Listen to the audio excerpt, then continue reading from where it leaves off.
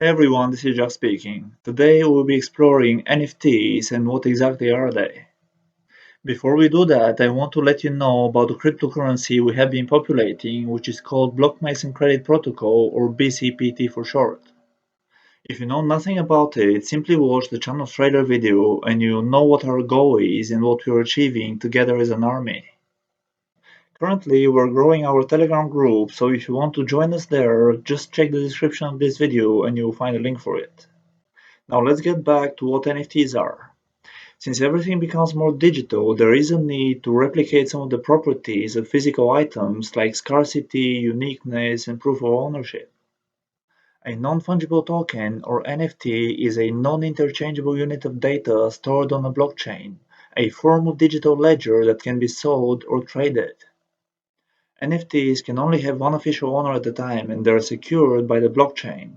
Nobody can modify the record of ownership or copy-paste a new NFT into existence.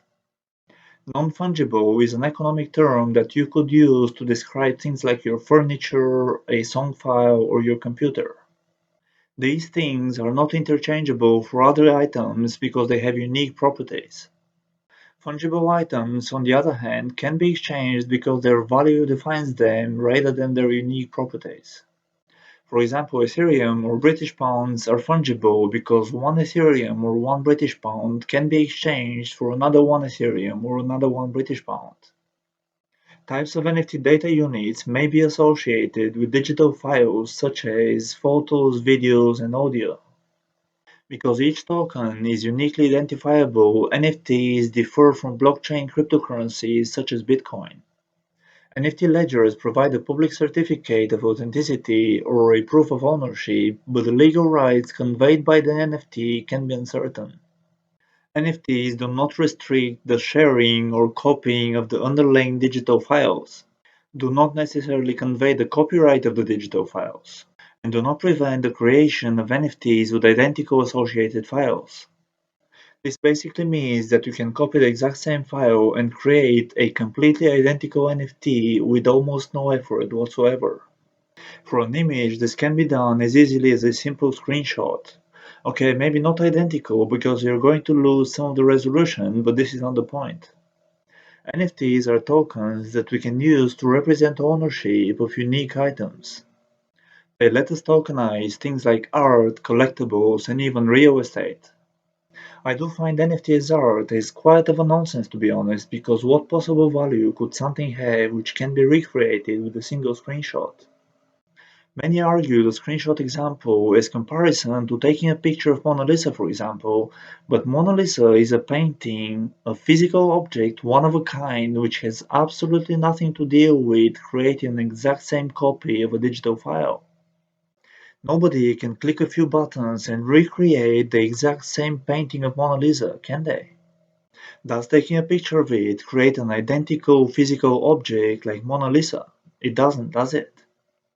Of course, there is fake real-life artworks as well, but this takes some extreme expertise into actually doing it, and an expert would make the difference between the original and the fake.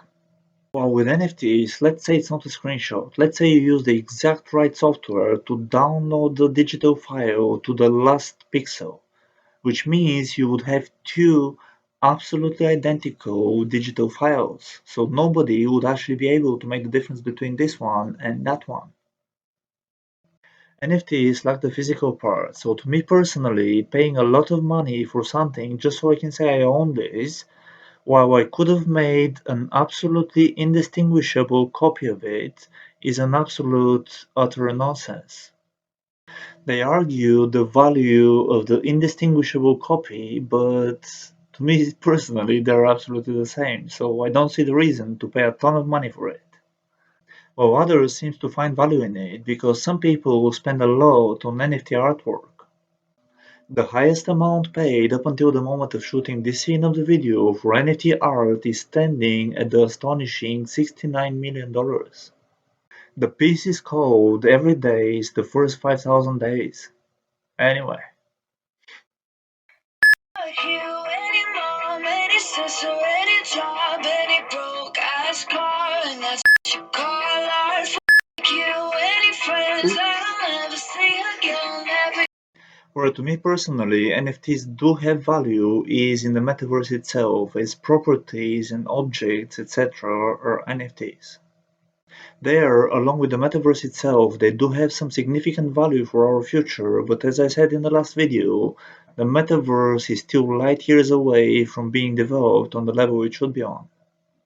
Anything you want in the metaverse is an NFT, so the method of proving ownership of anything in it comes as a quite of an invention.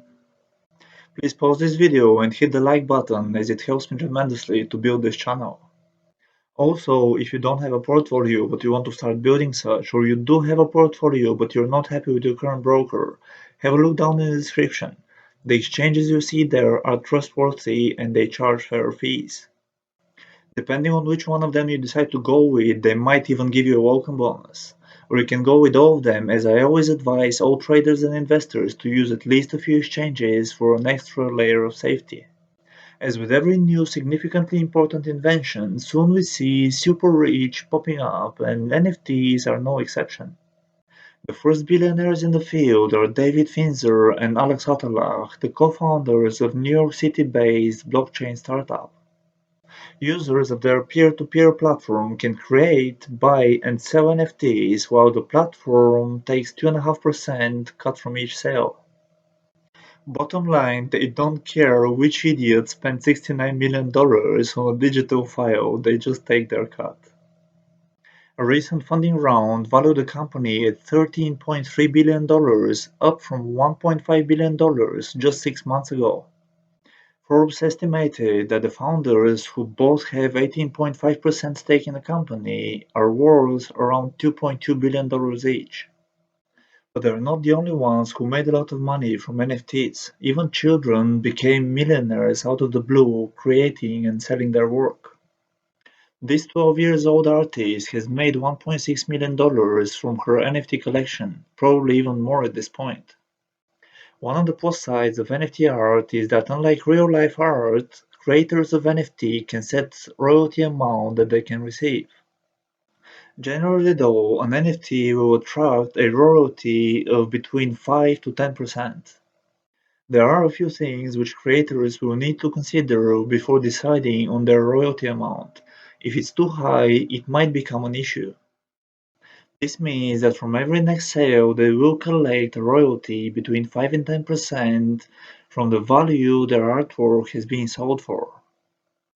So let's say you're an NFT creator and you've set 5% royalty. If let's say you sell your work for £50,000 and after that your work switches hands 5 times for £200,000 each, you would have gained an additional £50,000 on these 50,000 which you got from the sale originally. This changes a lot for artists all over the world because nobody knows which artwork is going to cost a fortune in the future. But there comes the negative part as well. Since the work of any artist can be monetized on the blockchain, no matter if the person monetizing it is the person who created that art, artists will start hiding their work and not publishing anything because somebody else might create an NFT for it and make a lot of money from it without lifting a finger. And yes, this is inevitably going to lead to many court cases over intellectual property of these particular artworks which has been turned into NFTs from somebody else without the consent of the artist themselves. The NFT craze has continued for a while now, and it has attracted many big names from the founder of Twitter, Jack Dorsey, to celebrities like Snoop Dogg, Paris Hilton, Lindsay Vonn, and many more. Thank you all for watching this video. Don't forget to subscribe if you haven't done it yet, and I'll see you next time.